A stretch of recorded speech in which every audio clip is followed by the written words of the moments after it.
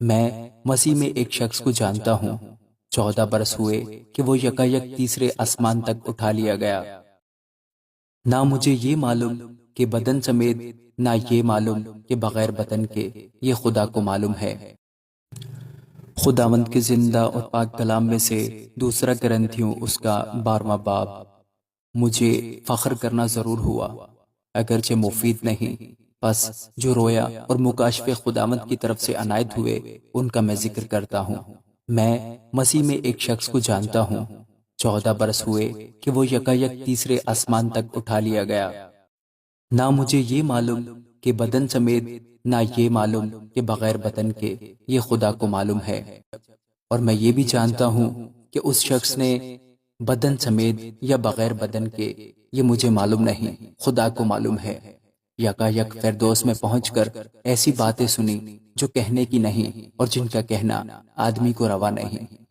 میں ایسے شخص پر تو فخر کروں گا، لیکن اپنے آپ پر سوا اپنی کمزوریوں کے فخر نہ کروں گا، اور اگر فخر کرنا چاہوں بھی تو بے وقوف نہ ٹھہروں گا، اس لیے کہ سچ بولوں گا، مگر تو بھی باز رہتا ہوں تاکہ کوئی مجھے اس سے زیادہ نہ سمجھے جیسا مجھے دیکھتا ہے یا مجھ سے سنتا ہے، اور مکاشفوں کی زیادتی کے باعث میرے پھول جانے کے اندیشہ سے میرے جسم میں کانٹا چبھویا گیا، یعنی شیطان کا قاصد، تاکہ میرے مکے مارے اور میں پھول نہ جاؤں۔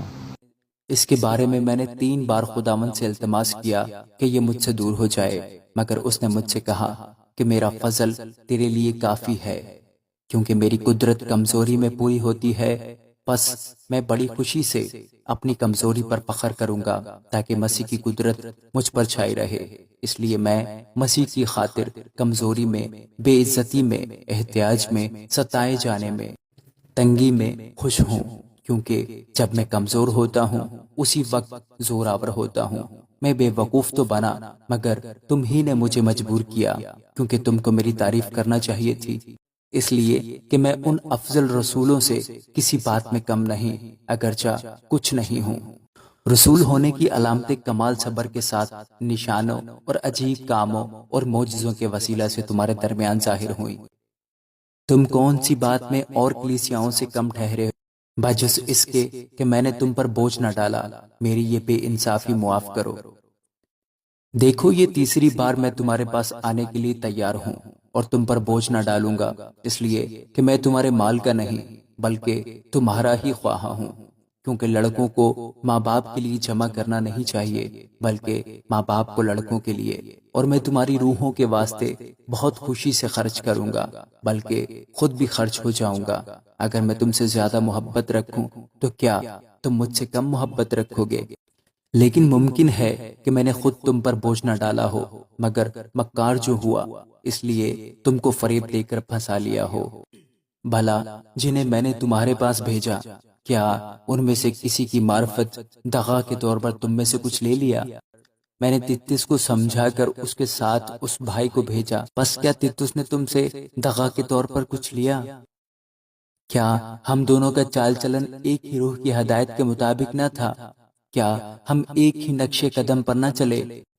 تم ابھی تک یہی سمجھتے ہو کہ ہم تمہارے سامنے عذر کر رہے ہیں۔